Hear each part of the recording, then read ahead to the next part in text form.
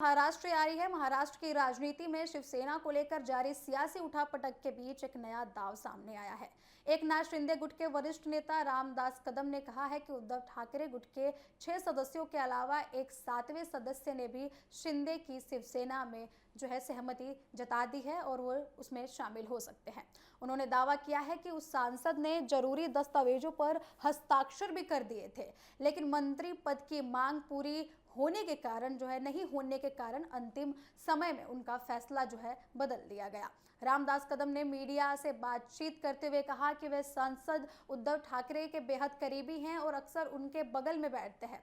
हालांकि उन्होंने उस सांसद का नाम बताने से बिल्कुल ही इनकार कर दिया। इस बयान के बाद महाराष्ट्र की राजनीति में अटकलों का दौर तेज हो गया है और राजनीतिक गलियारों में उस नेता की पहचान को लेकर चर्चाएं भी शुरू हो गई हैं। दरअसल सोमवार को शिवसेना के 9 लोकसभा सांसदों में से 6 सांसदों ने आधिकारिक तौर पर एकनाथ शिंदे की शिवसेना का दामन थाम लिया। मुंबई में आयोजित प्रेस कॉन्फ्रेंस में डिप्टी सीएम एकनाथ शिंदे ने इन नेताओं के साथ मंच साझा करते हुए इसका ऐलान किया। इस घटनाक्रम के बाद लोकसभा में शिंदे गुट के सांसदों की संख्या 7 से बढ़कर 13 हो गई है।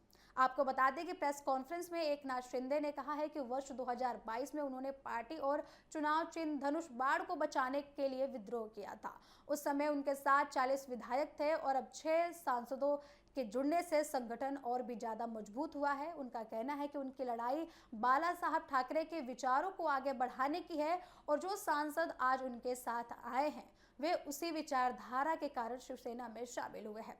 वहीं उधर इस घटनाक्रम के बीच उद्धव ठाकरे ने विधानसभा के मानसून सत्र को लेकर भी विधायकों की बैठक बुलाई है। हालांकि इस बैठक में 3 विधायक और एक विधान परिषद सदस्य शामिल नहीं हुए हैं। आपको बता दें कि इससे पार्टी के भीतर असंतोष की संभावनाएं जताई जा रही हैं। हालांकि अनुपस्थित रहने वाले विधायक सुनील शिंदे ने सफाई देते हुए कहा है कि उन्होंने निजी कारणों की वजह से उन्हें अपने गाँव जाना पड़ा, इसी वजह से बैठक में वे शामिल नहीं हो सके। उन्होंने सोशल मीडिया प्लेटफॉर्म एक्स पर पोस्ट करते हुए कहा कि उनकी अनुपस्थिति को लेकर जो राजनीतिक अटकलें लगाई जा रही हैं उनका कोई आधार नहीं है। लोकसभा और विधानसभा चुनाव के नतीजों के बाद महाराष्ट्र की राजनीति में शिवसेना लगातार दबाव में दिखाई दे रही है। 2024 के विधानसभा चुनाव में महायुति गठबंधन ने 288 में से 235 सीटों पर जीत दर्ज की थी, जबकि महाविकास आघाड़ी को सिर्फ 50 सीटें ही मिली थी। उद्धव ठाकरे की शिवसेना को केवल 20 सीटों पर संतोष करना पड़ा था। वहीं 2024 के लोकसभा चुनाव में महाविकास आघाड़ी ने बेहतर प्रदर्शन करते हुए 30 सीटों पर जीत दर्ज की थी, जिनमें शिवसेना के खाते में 9 सीटें आई थी। लेकिन अब 6 सांसदों के शिंदे गुट में शामिल होने की खबरें सामने आ रही हैं, जिसके कारण उन्हें बड़ा राजनीतिक झटका लग सकता है। शिवसेना के इतिहास पर नजर डालें तो पहली बार नहीं है जब पार्टी में बड़ा विद्रोह हुआ है।